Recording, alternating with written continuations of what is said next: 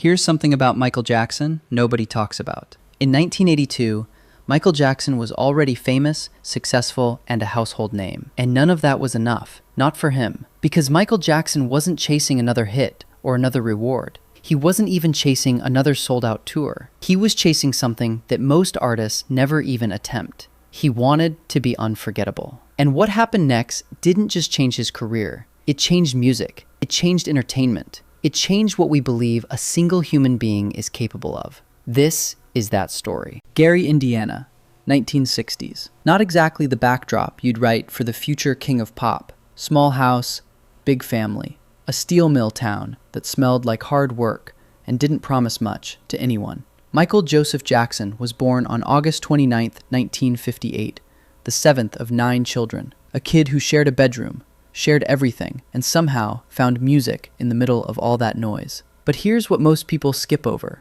The love in that house was real, and so was the pain. Joseph Jackson, the father, had a vision, a burning, relentless vision, that his children would be something, would escape Gary the way most people from Gary never did. And he pushed. Too hard, some would say. While other kids were outside playing, Michael was inside, rehearsing, again and again. There's a version of that story that sounds inspiring, and there's a version that sounds like a childhood quietly disappearing, one rehearsal at a time. Michael lived both versions simultaneously, and he never quite stopped living them. When the Jackson 5 hit, they hit. This wasn't a slow build. There was no gradual momentum. It was instant, explosive, and the audiences lost their minds. And at the center of it all, this small kid with a voice that had no business sounding the way it did.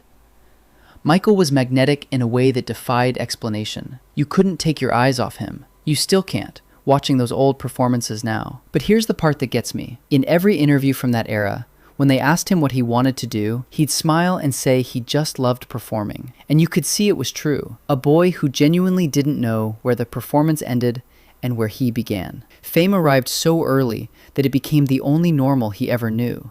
Not a destination he reached, just the air he breathed. And in 1979, on the edge of adulthood, he made his first real declaration of independence. Off the Wall, 1979. Michael is 21 years old, and this album is him, unambiguously, saying, "I am not just the kid from the Jackson 5. The music was alive. It was joyful and sophisticated and completely undeniably his. Critics, fans, they all loved it. It produced 4 top 10 singles, which at the time was basically unheard of for a single album. By any reasonable standard, Michael Jackson had arrived. By his standard, he was just getting started." He was furious that Off the Wall didn't win Album of the Year at the Grammys, not because of ego, but because of standards. He looked at the world, and the world was saying, "Michael, you've done it." And Michael was saying, "Not yet." December 1st, 1982. An album drops. It was Thriller. The first week it does well. Then it keeps going. Then it doesn't stop. Billie Jean hits, and suddenly every radio, in every city, in every country, sounds the same. Beat It drops, and rock fans lose their minds over a pop record. Then the Thriller video arrives, and the entire concept of what a music video is gets torn up and rewritten overnight. 14 minutes, Zombies, a horror film directed by John Landis, playing on MTV on loop.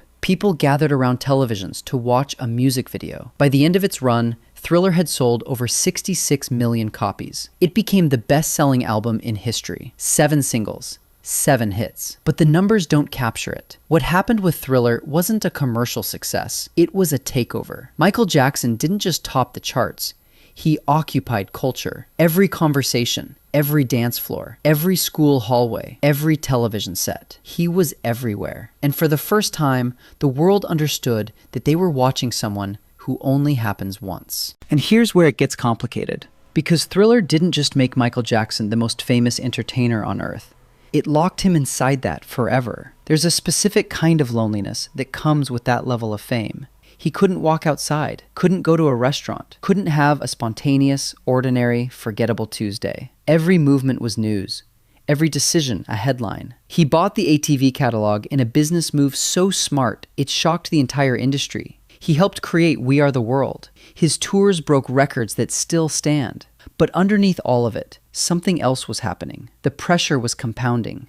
Year by year, album by album, the weight of being Michael Jackson was becoming something no single person was built to carry, and he was carrying it alone. Allegations. 'Tis was the word that changed everything. I'm not going to pretend this section is simple. It isn't. What followed, the investigations, the civil settlements, the relentless media coverage, split the world into camps that have never fully reconciled. The man who once made the world feel pure joy became a source of profound discomfort for much of that same world. The marriages, the changing appearance, the Neverland Ranch, the masks on his children's faces. Every detail became evidence in whatever story the public had already decided to believe. He went from being the most beloved entertainer alive to being the punchline of a culture that had once worshipped him. And the cruelty of it is that the art never stopped being extraordinary. But nobody was talking about the art anymore. By the mid-2000s, Michael Jackson had become something almost mythological, not quite real in the public imagination, a symbol more than a person. The 2005 trial came and went. Invincible came and went. Years passed. And then, in 2009, came This Is It. 50 concerts,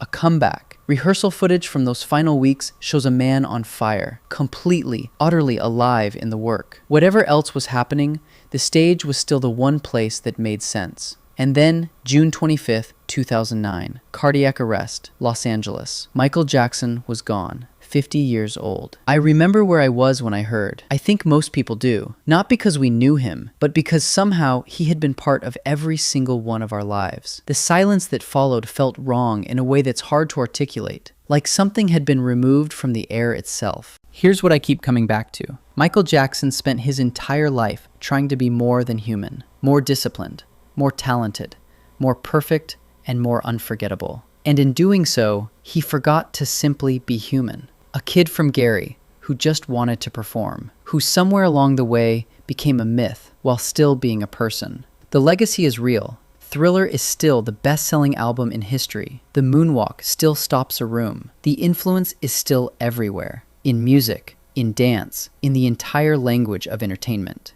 But what strikes me most isn't the legend. It's the boy.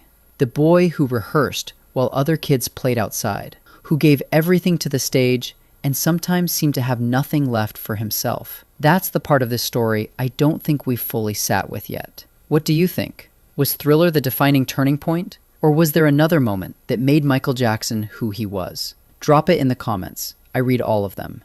And if this story moved you, share it with a friend, because some lives deserve to be told with more than just headlines. See you in the next one.